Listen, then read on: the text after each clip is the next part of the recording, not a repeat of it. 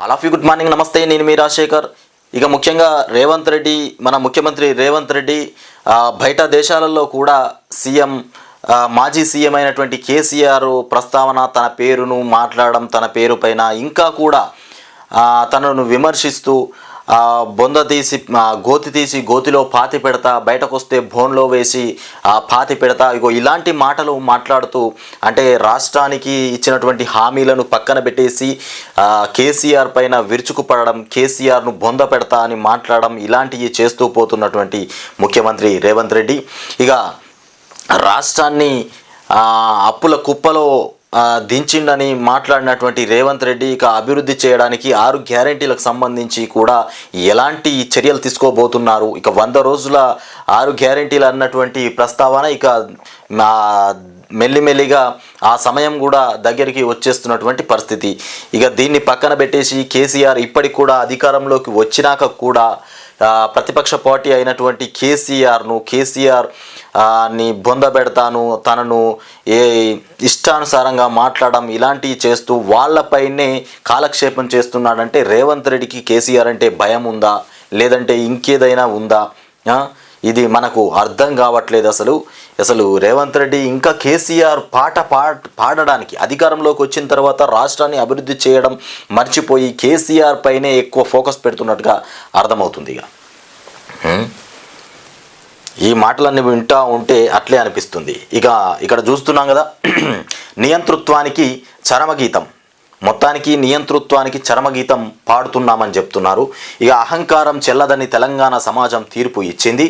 ఇక ప్రజాప్రభుత్వాన్ని ఏర్పాటు చేసుకుంది గవర్నర్ తమిళసై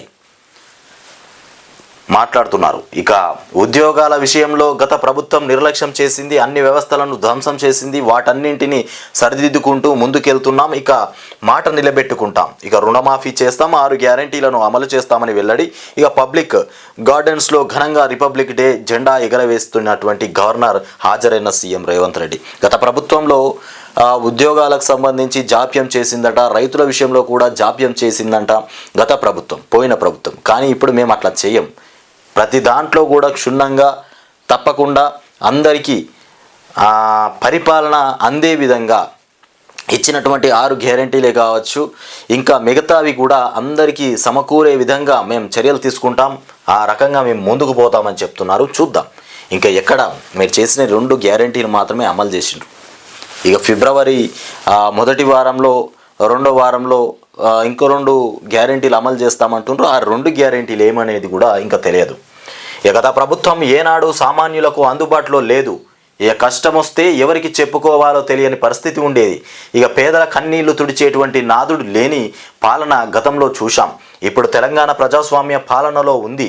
ఇక మహాత్మా జ్యోతిరావు పూలే ఇక ప్రజాభవన్లో ప్రతి మంగళవారం, శుక్రవారాల్లో ప్రజావాణి నిర్వహిస్తున్నారు. ఇక ప్రజల సమస్యలు వినేందుకు మంత్రులు అందుబాటులో ఉంటున్నారు. ఇక సెక్రటేరియట్లోకి సామాన్యుడు సైతం వచ్చి ముఖ్యమంత్రిని, మంత్రులను కలిసి సమస్యలు చెప్పుకునేటువంటి స్వేచ్ఛ వచ్చిందని చెప్తుండ్రు.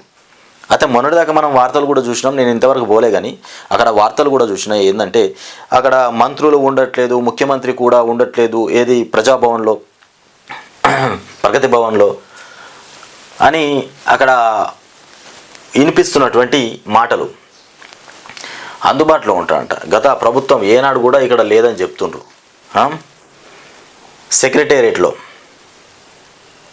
సెక్రటేరియట్లోకి సామాన్యుడు కూడా పోయేటువంటి పరిస్థితి ఉన్నది. అక్కడ మంత్రులు ఉంటారు, ఎమ్మెల్యేలు ఉంటారు. ఇలా మాట్లాడింది కదా, అసలు మరి అక్కడ ఎవరు కూడా లేరని కూడా ఆ మధ్యలో మనకు వార్తలు కూడా వినిపించినాయి. కష్టాలు చెప్పుకుందామని పోతే అసలు వినే నాదుడు కూడా లేడనేటువంటి మాటలు అయితే మనం విన్నాం. ఇక శుక్రవారం హైదరాబాద్లోని పబ్లిక్ గార్డెన్స్లో ఇక జనవరి జరిగినటువంటి రిపబ్లిక్ డే వేడుకల్లో జెండాకు వందనం చేస్తున్నటువంటి ఇక ముఖ్యమంత్రి రేవంత్ మొత్తానికి జెండాకు వందనం చేస్తున్నారు. ఇక హెలికాప్టర్ల తయారీ కోసం టాటా ఎయిర్ బస్ డీల్, ఇక సివిల్ హెలికాప్టర్ల తయారీ కోసం ఫ్రాన్స్కు చెందినటువంటి ఎయిర్ బస్తో టాటా గ్రూపు ఒప్పందం కుదుర్చుకుంది. ఇక మొదటి మేడ్ ఇన్ ఇండియా H-125 హెలికాప్టర్ల డెలివరీలు 2026లో ప్రారంభం కానున్నాయి. హెలికాప్టర్ల తయారీ ఇక రేపు రాష్ట్రానికి అమిత్ షా, ఇక కేంద్ర హోంమంత్రి అమిత్ షా తెలంగాణ టూర్ షెడ్యూల్ ఖరారైంది. ఆదివారం మధ్యాహ్నం 1 గంట నుంచి రాత్రి 8 గంటల దాకా ఆయన మహబూబానగర్, కరీంనగర్, హైదరాబాద్లో పర్యటించనున్నారు. కరీంనగర్, మహబూబాబాద్, హైదరాబాద్ రాష్ట్రానికి ఆదివారం నాడు అమిత్ షా 1 గంటకు రాబోతుండు. 8 గంటల దాకా ఆ 3 ప్రదేశాలు అయితే తిరుగుతాడు. ఇక ఇంకొకటి, కాళేశ్వరంపై హైకోర్టు ఆదేశిస్తే దర్యాప్తుకు మేం రెడీ, రాష్ట్ర ప్రభుత్వమే మౌలిక వసతులు కల్పించాలి. ఇక హైకోర్టులో సిబిఐ కౌంటర్ పిటిషన్. ఇది ఇట్లా ఉంది. ఇక్కడ చూస్తున్నాం కదా మనం, నిన్న గణతంత్ర దినోత్సవ వేడుకల్లో భాగంగా మొత్తానికి ఇక జయ జయ హే తెలంగాణ, ఇక 26 జనవరి సందర్భంగా ఢిల్లీ కర్తవ్య పథ్లో తెలంగాణ శకటం ఆకట్టుకుంది. ఇక కొమరం భీం, రామ్జీ గోండు, ఇక చాకలి ఐలమ్మ, ఇక వీరోచిత పోరాటాలను గుర్తు చేసింది. ఇక అందశ్రీ రాసినటువంటి జయ జయ హే తెలంగాణ పదులను ఇక శకటంపై ప్రదర్శించారు. మొత్తానికి ఇక్కడ మనం చూస్తున్నాం విజువల్స్లో, ఢిల్లీలో రిపబ్లిక్ డే ప్యారేడ్ సందర్భంగా గుర్రపు బగ్గీలో కర్తవ్య పథ్కు చేరుకున్నటువంటి రాష్ట్రపతి ద్రౌపది ముర్ము మొత్తానికి మోదీ ముర్ము ఒక దగ్గరే ఉన్నారు. ఇక ఫ్రాన్స్ అధ్యక్షుడు మెక్రాన్కు స్వాగతం పలుకుతున్నటువంటి ప్రధాని నరేంద్ర మోదీ. ఈ కర్తవ్య పథ్పై నారీ శక్తి, ఢిల్లీలో ఘనంగా సాగిన రిపబ్లిక్ డే ప్యారేడ్. ఇక తొలిసారి ఆల్ విమెన్ ట్రై సర్వీసెస్, ఇక కంటెంజెంట్ కవాతు, ఇక సైనిక శక్తిని చాటినటువంటి త్రివిధ దళాలు, ఇక పారామిలిటరీ బలగాలు, ఇక గుర్రపు బగ్గీలో కర్తవ్య పథ్కు చేరుకున్నటువంటి రాష్ట్రపతి ద్రౌపది ముర్ము. ఇక చీఫ్ గెస్ట్గా హాజరైనటువంటి ఫ్రాన్స్ ప్రెసిడెంట్ ఇమ్మాన్యుయల్ మెక్రాన్. ఇది నిన్న గణతంత్ర దినోత్సవం సందర్భంగా ఏర్పాట్లు ఢిల్లీలో. ఇక టీఎస్పీఎస్సీ ప్రతిష్టను పెంచుతామంటూ మహేందర్ రెడ్డి కమిషన్ చైర్మన్ మహేందర్ రెడ్డి వెల్లడిస్తున్నారు. ఏది టీఎస్పీఎస్సీ ప్రతిష్టను పెంచుతాం, గత ప్రభుత్వంలో ఉన్నట్టుగా కాకుండా ఇప్పుడు కొత్త రకంగా చేస్తామని చెప్తుండు. ఇక చైర్మన్ బాధ్యతల స్వీకరణ, కొత్త సభ్యుల ప్రమాణ స్వీకారం. ఇక Telangana state public service commission TSPSC ప్రతిష్టతను పెంచేలా పనిచేస్తామని కమిషన్ చైర్మన్ మహేందర్ రెడ్డి అన్నారు. ఇక టీఎస్పీఎస్సీ చైర్మన్గా శుక్రవారం ఆయన బాధ్యతలు స్వీకరించారు. మొత్తానికి నిన్న శుక్రవారం నాడు తను బాధ్యతలు స్వీకరించిండు టీఎస్పీఎస్సీ చైర్మన్గా.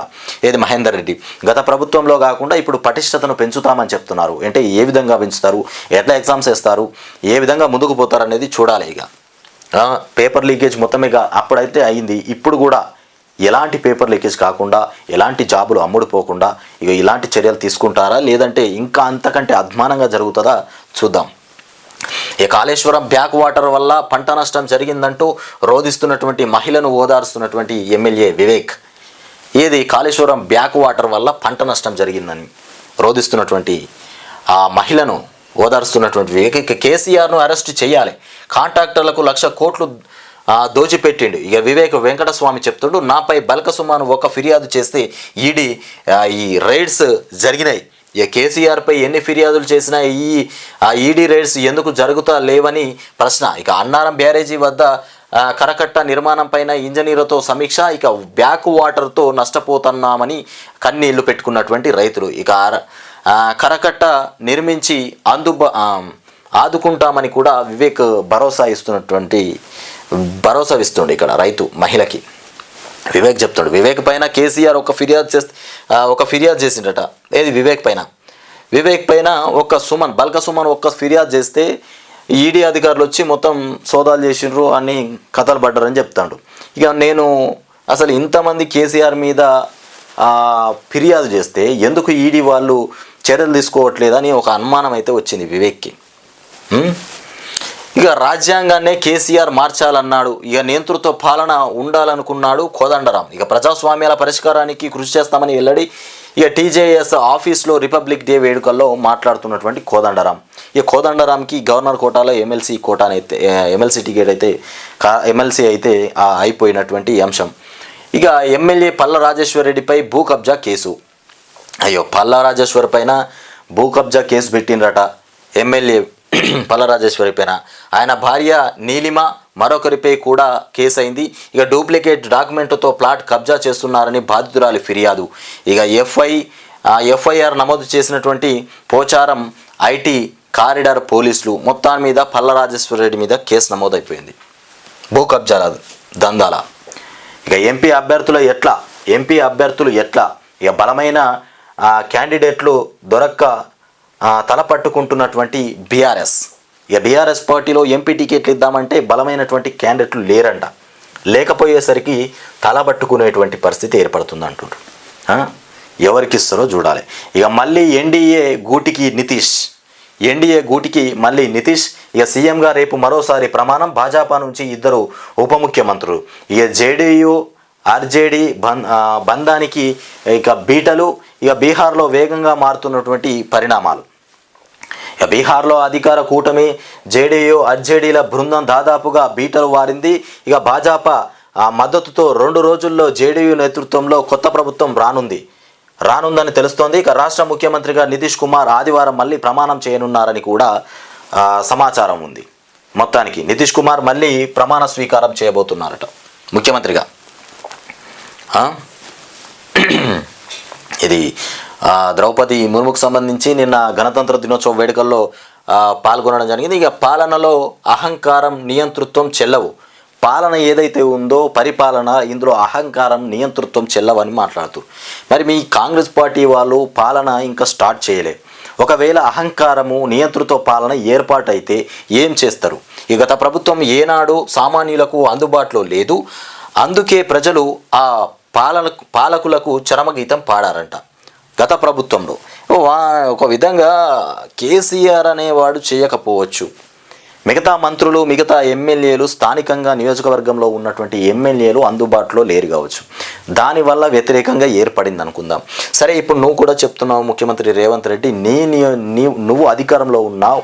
కాంగ్రెస్ పార్టీ లీడర్లు కూడా, కాంగ్రెస్ పార్టీ ఎమ్మెల్యేలు కూడా ఇదే విధంగా చేస్తే మీరు ఎలాంటి చర్యలు తీసుకుంటారు? ప్రజలకు అందుబాటులో లేకుండా ఎక్కడైనా వస్తే, వార్త బయటకు వస్తే మీరు ఏం చేస్తారు? ఇక ధైర్యం, ఉదారత, వివేకం, ఉత్సాహం అనేవి ఇక విజయవంతమైనటువంటి ప్రభుత్వానికి ఉండాల్సినటువంటి 4 ముఖ్యమైన లక్షణాలు. అయితే గత ప్రభుత్వం ఏనాడు సామాన్యులకు అందుబాటులో లేదు. ఏ కష్టం వస్తే ఎవరికి చెప్పుకోవాలో తెలియనటువంటి పరిస్థితి. రాజ్యాంగ స్ఫూర్తికి భిన్నంగా పాలకులు వ్యవహరించినప్పుడు ప్రజలే కార్యోన్ముఖులై ఇక తమ పోరాటాలు, తీర్పులు ద్వారా వారిని నియంత్రించే శక్తి రాజ్యాంగం ఇచ్చింది. ఇక గడిచినటువంటి 10 ఏళ్లలో పాలకులు రాజ్యాంగ స్ఫూర్తికి భిన్నంగా నియంతృత్వ ధోరణితో వ్యవహరిస్తున్నాడని సహించని తెలంగాణ సమాజం ఇక ఇటీవల జరిగినటువంటి ఎన్నికల్లో తమ తీర్పు ద్వారా మొత్తానికి వాళ్లకు చరమగీతం పాడిందని చెప్తుండు. ఇక మమ్మల్ని తీసుకున్నారు అధికారంలోకి, వాళ్ళకి చరమగీతం పాడిరు. మరి మిమ్మల్ని తీసుకున్నప్పుడు మీరేం చేస్తారో చూద్దాం. మీరు కూడా అదే తోవలపోతారా? ఆల్రెడీ ఇక్కడ ఒక ఆయన ఎవరో చెప్పిండ్రు కదా, కేసీఆర్ పాలన లాగానే నడుస్తుంది నీది కూడా రేవంత్ అని ఎవరో అన్నారు. జరగడం కాదు. కేసీఆర్ అంటే ఒక కుటుంబ వ్యవహారం లాగా నడిచింది. కేసీఆర్ ఎట్లా అంటే, కేసీఆర్ చెప్తే మిగతా మంత్రులైనా ఎమ్మెల్యేలైనా ఒక కట్టుదిట్టంగా ఒక కట్టు పైన నిలబడి ఉన్నారు. కేసీఆర్ చెప్పిందే వేదం, కేసీఆర్ చెప్పిందే రాష్ట్రం అంతా పారింది. కానీ ఇవాళ రేవంత్ రెడ్డి చెప్పినట్టుగా రాష్ట్రం అంతా పారదు. ఎందుకంటే తనకంటే సీనియర్ నాయకులు కూడా, పార్టీ రేవంత్ది కాదు, మిగతా మంత్రులది కూడా కాదు, ఉత్తమ్, బట్టి, కోమటిరెడ్డి, ఇక వీళ్ళంతా ఉన్నారు కదా, వీళ్ళందరూ కూడా గత కొద్ది రోజులుగా, అంటే వీళ్ళంతా రేవంత్ కంటే సీనియర్లు కాంగ్రెస్ పార్టీలో. వీళ్ళు రేవంత్ చెప్తే వింటారా? వినరు. వాళ్ళ ఇష్టం వచ్చినట్టు పనులు వాళ్ళు చేసుకుంటూనే పోతారు. ఎవరి శాఖలో వాళ్ళే పెద్దవాళ్ళు అయిపోతారు, వాళ్ళే నిర్ణయాలు తీసుకుంటారు. ఇలాంటి పరిస్థితి ఏర్పడుతుంది. రేవంత్ మాటలు కూడా విననటువంటి రోజు వస్తుంది. ఇంకా ముఖ్యమంత్రి అనే హోదా తప్ప తనకు పవర్స్ లేకుండా చేస్తారు వీళ్ళే. ఇక లుక్అవుట్ నోటీసులు దిశగా అడుగులు. ఇక నకిలీ పత్రాలతో పాస్పోర్టుల జారీ కేసులు సిఐడి. ఇక దర్యాప్తు ముమ్మరం. మంజూరు విధానంలో ఇక లోపాలు ఆసరాగా చేసుకున్నట్లు అనుమానం. ఇక పాస్పోర్టు దరఖాస్తుల పెండింగ్ను తగ్గించేలా చర్యలు తీసుకుంటామని చెప్తున్నారు. ఇక స్లాట్లు లభ్యత అపాయింట్మెంట్లు ఈనాడు ముఖాముఖిలో ప్రాంతీయ పాస్పోర్టు అధికారి స్నేహజ మాట్లాడుతుందంట. ఇక తెలంగాణ హక్కుల కోసం పోరాడేది ఒక భారాస పార్టీ మాత్రమే అంటూ పార్లమెంటరీ పార్టీ సమావేశంలో భారాస అధినేత కేసీఆర్, ఎంపీ కేశవరావు ఇద్దరు కూడా కూర్చున్నారు. ఇక తెలంగాణలో ఉన్నటువంటి హక్కుల కోసం పోరాడేది ఓన్లీ భారాస పార్టీ మాత్రమే. రాష్ట్రం తరపున పార్లమెంటులో గలం విప్పాలి, ఎంపీలకు కేసీఆర్ దిశానిర్దేశం చేశారు. మొత్తానికి ఎంపీలు ఎవరైతే ఉన్నారో వాళ్ళందరికీ రాష్ట్రం కోసము గలం విప్పాలి, పార్లమెంట్లో గలం విప్పాలని చెప్తున్నటువంటి కేసీఆర్. ఇక కాంగ్రెస్ భాజపాలది ఫిజికల్ బంధం, కాంగ్రెస్ను భాజపాది ఒక ఫిజికల్ బంధం. ఓ పార్టీ అధ్యక్షుడైన కోదండరాంను ఎమ్మెల్సీగా గవర్నర్ ఎలా ఆమోదించారు? ఒక పార్టీ అధ్యక్షుడైనటువంటి కోదండరాంని గవర్నర్ ఎమ్మెల్సీగా ఎలా ఆమోదించారు? ఇక అమిత్ షాను సీఎం కలవగానే మారినటువంటి పద్ధతి, అమిత్ షాను సీఎం కలవగానే ఈ మారిపోయినటువంటి పద్ధతి అంటూ కేటీఆర్ మాట్లాడుతుంది. ఇక శివబాలకృష్ణ ఆమోదించినటువంటి దసరాలపైన నిఘా, ఇక వాటి నిగ్గు తేల్చేందుకు సాంకేతిక కమిటీ ఏర్పాటు యోచనలో సర్కారు. వట్టినాగుపల్లి భూ మార్పిడి ఉత్తర్వులపైన ఆరా అని ఇక్కడ వార్త అయితే మనం చూస్తున్నాం. మొత్తానికి శివబాలకృష్ణ ఆమోదించినటువంటి దసరాలపైన నిఘా పెడుతున్నటువంటి ప్రభుత్వం. ఇక రేపు రాష్ట్రానికి అమిత్ షా ఇక లోక్సభ ఎన్నికల కార్యాచరణపై 3 ప్రాంతాల్లో కీలక సమావేశాలు నిర్వహించబోతుండు. అయితే అమిత్ షా తెలంగాణ రాష్ట్రానికి ఎందుకు వస్తుందంటే లోక్సభ ఎన్నికలకు సంబంధించి కీలక అంశాలను దిశానిర్దేశం చేయడానికి వస్తున్నటువంటి అమిత్ షా ఎన్నికల్లో ఏ విధంగా ముందుకు పోవాలి, ఎట్లా నడుచుకోవాలి. ఇంతకుముందు కూడా అసెంబ్లీ ఎన్నికల్లో కూడా అమిత్ షానే చర్యలు తీసుకొని మాట్లాడినటువంటి అంశం కూడా మనం చూసినాం. ఇక ఇప్పుడు అభ్యర్థులకు ఎక్కడెక్కడ ఏ అభ్యర్థికి టికెట్ ఇస్తారు, ఇక ఒకవైపు దుబ్బాక నుండి మెదక్ నుండి నాకు పోటీ చేస్తానని బలంగా కూర్చున్నటువంటి రఘునందన్ రావు తనకు టికెట్ ఇస్తారా ఇవ్వరా అనేది కూడా ఒక చర్చాంశనీయంగా మారిపోయింది. యాసంగి ధాన్యం వేలం 35 లక్షల టన్నుల విక్రయానికి సర్కారు నిర్ణయం. ఇక టెండర్లు పిలిచిన పౌర సరఫరాల సంస్థ. మొత్తానికి యాసంగి సంబంధించి ఇది వార్త. గత ఏడాది యాసంగి 2022-23లో సేకరించిన ధాన్యాన్ని వేలంలో విక్రయించేందుకు పౌర సరఫరాల సంస్థ టెండర్లు పిలిచింది. గత యాసంగిలో 66 లక్షల టన్నుల ధాన్యాన్ని సంస్థ సేకరించింది. ఇక ధాన్యం తడవడం, ఇక మిల్లుల్లో స్థలభావం వంటి సమస్యలతో 25 లక్షల టన్నుల ధాన్యాన్ని అమ్మేందుకు గత ప్రభుత్వం గ్లోబల్ టెండర్లు పిలిచింది. ప్రస్తుతము ఇక ప్రభుత్వం ఈ టెండర్లను రద్దు చేసి తాజా టెండర్ ద్వారా 35 లక్షల టన్నుల ధాన్యం వేలం వేస్తున్నట్టు శుక్రవారం ప్రకటన విడుదల చేసింది. ఇక ఈ విధంగా ఉంది. ఇక 12 లాట్లుగా ధాన్యం అమ్మకం, 12 లాట్లుగా ధాన్యాన్ని అమ్ముతున్నారంట. ఇది వచ్చేసి సాక్షి ఈనాడు దినపత్రికలో వచ్చినటువంటి వార్తలు. ఇంకా సాక్షిలో కూడా చూద్దాము ఒకసారి మనం ఏం వార్తలు వచ్చినాయో. రేవంత్ యొక్క పరిపాలన కేసీఆర్ పరిపాలన లాగానే ఉన్నదని చెప్తున్నటువంటి బీజేపీ. రిపబ్లిక్ డే వేడుకల్లో బీజేపీ పార్లమెంటరీ బోర్డు సభ్యుడు కె లక్ష్మణ్ చెప్తుండు. కె లక్ష్మణ్ ఏం చెప్తాడు, కేసీఆర్ పాలన ఏ విధంగా అయితే ఉందో రేవంత్ రెడ్డి పాలన కూడా అట్లనే ఉన్నది, చాప కింద నీరులాగా నడుస్తుంది. రాష్ట్రంలో ఇక 50 రోజుల రేవంత్ రెడ్డి ప్రభుత్వ పాలన మాజీ సీఎం కేసీఆర్ అడుగుజాడల్లో నడుస్తున్నట్లు కనిపిస్తోందని బీజేపీ పార్లమెంటరీ బోర్డు సభ్యుడు కె లక్ష్మణ్ వ్యాఖ్యానించిండు. ఇక అది చెప్పుకునేది ఏం లేదు, అట్లనే కనబడుతుంది. ఇంకా కొంచెం ముందుకు వెళ్తే పూర్తిగా తెలిసిపోతుంది ఎట్లా నడుస్తుంది అనేది. ఏ గ్యారంటీగా ముందుకెళ్తున్నాం, ఇది గ్యారంటీలకు సంబంధించి గ్యారంటీగా ముందుకెళ్తున్నామని చెప్తున్నారు. ఇక స్పీకర్ తమ్మినేనికి సీఎం పరామర్శ. స్పీకర్ తమ్మినేనికి సీఎం పరామర్శ. అనారోగ్యంతో చికిత్స పొందుతూ తిరిగి కోలుకుంటున్నటువంటి అసెంబ్లీ స్పీకర్ గడ్డం ప్రసాద్ కుమార్ను న్యూ ఎమ్మెల్యే క్వార్టర్స్లో సీఎం రేవంత్ రెడ్డి పరామర్శించారు. అనంతరం ఏఐజీ ఆసుపత్రిలో చికిత్స పొందుతున్నటువంటి సిపిఎం రాష్ట్ర కార్యదర్శి తమ్మినేని వీరభద్రంను కూడా సీఎం రేవంత్ రెవెన్యూ మంత్రి పొంగులేటి శ్రీనివాసరెడ్డి, ఏఐజీ ఆసుపత్రులు చైర్మన్ డాక్టర్ డి నాగేశ్వరరావుతో కలిసి పరామర్శించినటువంటి అంశం. ఇక స్పీకర్ తమ్మినేనికి సీఎం పరామర్శ. ఇక అవకాశవాద రాజకీయాలు వంశీచందర్ రెడ్డి చెప్తుండు. రాజకీయాలు ఏవైతే ఉన్నాయో అవి అవకాశవాద రాజకీయాలంట. ఇక ఎమ్మెల్యే పల్ల రాజేశ్వరరెడ్డి పైన భూ కబ్జా కేసు, అది మనం ఇంతకుముందు చూస్తున్నాం. గవర్నర్ వ్యవస్థను అవమానించిన చరిత్ర బీఆర్ఎస్దే. గవర్నర్ వ్యవస్థను అవమానించినటువంటి చరిత్ర బీఆర్ఎస్కే ఉందంటూ బీజేపీ ప్రధాన కార్యదర్శి బండి సంజయ్ చెప్తుండు. ఇక వైభవంగా గంధం ఊరేగింపు, ఇది వచ్చేసి గంధం కలశం తలపై పెట్టుకుని తీసుకుపోతున్నటువంటి మంత్రి ఉత్తమ్. ఇది పాలకవీడు హుజురానగర్లో జరిగినటువంటి వేడుక. ఇక ప్రజాపాలన బేష్ జానారెడ్డి చెప్తుండు, ప్రజాపాలన బేష్గా ఉందంట. ఏం బేష్ కనబడిందో ఆయనకు మాత్రమే బేష్ కనబడుతుంది. ఇక కోదండరాంను మీరు అవమానిస్తే మేం గౌరవించాం, జగ్గారెడ్డి చెప్తుండు. కోదండరాంను మీరు అవమానిస్తే మేము గౌరవించాం. తెలంగాణ ఉద్యమంలో కోదండరాం భీష్ముడి పాత్ర పోషించారని, ఆయన నేతృత్వంలోనే ప్రజా పోరాటం సాగిందని ఇక టీపీసీసీ వర్కింగ్ ప్రెసిడెంట్ జగ్గారెడ్డి అన్నారు. ఇక ఉద్యమం సమయంలో దేవుడిగా చూసినటువంటి కోదండరాంకు బీఆర్ఎస్ పాలనలో కేసీఆర్ అపాయింట్మెంట్ కూడా ఇవ్వకుండా అవమానించారని, ఉద్యమ సమయంలో కోదండరాంను దేవునిగా చూసిండ్రు, అలాంటి కోదండరాంకు ఒక కేసీఆర్ అపాయింట్మెంట్ కూడా ఇవ్వలేదు అని మాట్లాడుతున్నారు. అలాంటి కోదండరాంను మీరు నిరాకరిస్తే మేము దేవుడిలాగా చూసినామని చెప్తున్నటువంటి జగ్గారెడ్డి. ఇక పూలే విగ్రహ ఏర్పాటుకు మహాధర్నా, జాగృతి ఆధ్వర్యంలో జరిగిన రౌండ్ టేబుల్ సమావేశంలో ఎమ్మెల్సీ కల్వకుంట్ల కవిత మాట్లాడుతున్నారు. ఇక ఇది ద్వంద్వ నీతి కాదా, ఇది ద్వంద్వ నీతి కాదా? ఇక మంత్రి హరీష్ రావు, మాజీ మంత్రి హరీష్ రావు చెప్తున్నటువంటి మాటలు వినండి.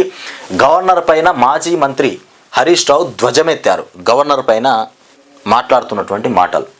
ఎమ్మెల్సీలుగా బీఆర్ఎస్ సిఫారసులు నిరాకరించి కాంగ్రెస్వి ఆమోదిస్తారా అంటూ నిలదీత. ఏకంగా ఓ రాజకీయ పార్టీ అధ్యక్షుడి అభ్యర్థిత్వానికే ఆమోదం తెలిపారంటూ విమర్శ. ఏకంగా ఓ రాజకీయ పార్టీ అధ్యక్షుడికి ఎమ్మెల్సీగా బీఆర్ఎస్ సిఫారసులు నిలిపివేసి వేరే ఎవరినో కేటాయించడం సరికాదు, రాజకీయ పార్టీ అధ్యక్షుడిని నియమించడం సరికాదు, ఇదెక్కడి న్యాయం అని చెప్తున్నటువంటి హరీష్ రావు. గవర్నర్ పైనే ధ్వజమెత్తిన హరీష్, ఇక రాజకీయ పార్టీలో కొనసాగుతున్నారనేటువంటి కారణంతో గత బీఆర్ఎస్ ప్రభుత్వం సిఫారసు చేసినటువంటి అభ్యర్థులను ఎమ్మెల్సీలుగా నియమించడానికి నిరాకరించిన గవర్నర్ తమిళసై సౌందరరాజన్ ఇప్పుడు కాంగ్రెస్ ప్రభుత్వం సిఫారసు చేస్తే ఏకంగా ఓ రాజకీయ పార్టీ అధ్యక్షుడిని ఎమ్మెల్సీగా ఆమోదించారని మాజీ మంత్రి సిద్దిపేట ఎమ్మెల్యే హరీష్ రావు విమర్శించారు. ఈ ద్వంద్వ నీతి కాదా, ఇక గవర్నర్ కాంగ్రెస్ పార్టీకి అనుకూలంగా వ్యవహరించినట్టు కాదా అని శుక్రవారం ఎక్స్లో నిలదీశారు. ఇక కాంగ్రెస్ బీజేపీల రహస్య మైత్రి మరోసారి బయటపడిందని అన్నారు. కాంగ్రెస్ బీజేపీది మైత్రి ఏ విధంగా ఉందో ఇప్పుడు ఆటోమేటిక్గా బయటపడిందని చెప్తుండు. ఇక గవర్నర్ కోటా ఎమ్మెల్సీల నియామకంలో రెండు పార్టీల మధ్య ఉన్నటువంటి అవగాహన బట్టబయలందని చెప్పారు. రాష్ట్రంలో కాంగ్రెస్ బీజేపీ ఒక్కటై ఇక బీఆర్ఎస్ను అనగదొక్కాలని చూస్తున్నాయని కూడా ధ్వజమెత్తారు. ఈ కుట్రలో గవర్నర్ స్వయంగా భాగస్వామి కావడం అత్యంత దురదృష్టకరమని పేర్కొన్నారు. ఇక గతంలో కూడా క్రీడా సాంస్కృతిక విద్య సామాజిక సేవా రంగాల్లో కృషి చేసినటువంటి వారిని బీఆర్ఎస్ ప్రభుత్వం ఎమ్మెల్సీగా సిఫారసు చేసిందని, అప్పుడు కూడా గవర్నర్ రాజకీయ కారణంతో వాటిని ఆమోదించలేదని ఇక ఆగ్రహం వ్యక్తం చేశారు. ఇక న్యాయ సూత్రాలు రాజ్యాంగ సంప్రదాయాలు అన్ని పార్టీల విషయంలో ఒకే రకంగా ఉండాలని, కానీ గవర్నర్ బీఆర్ఎస్కు కాంగ్రెస్కు తేడా చూపిస్తున్నారని కూడా విమర్శించినట్టుగా హరీష్ రావు చెప్తున్నారు. మొత్తానికి పార్టీకి ఒక రకంగా చూస్తుంది గవర్నర్ అని మొత్తం మీద హరీష్ రావు కోపానికి వస్తుంది. ఇక్కడ మనం చూస్తున్నాం గవర్నర్ పైన.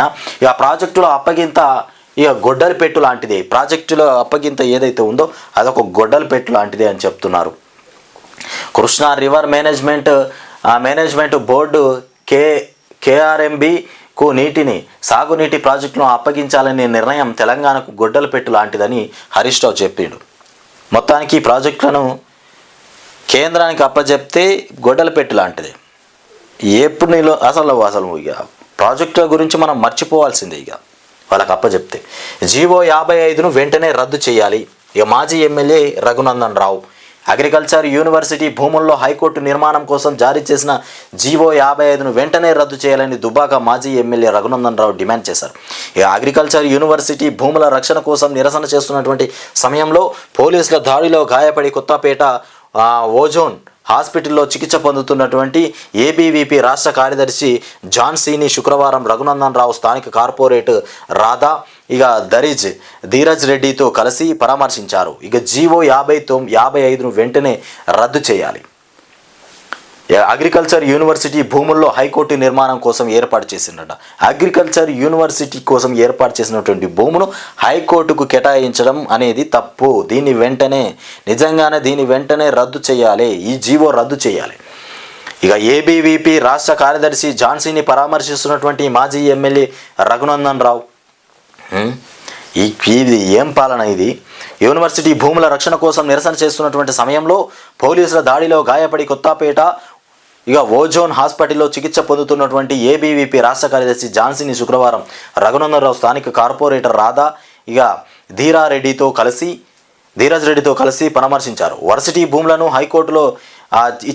హైకోర్టుకు ఇచ్చేందుకు వీసీలు ఎలా సంతకం చేశారని రఘునందన్ రావు ప్రశ్నించారు.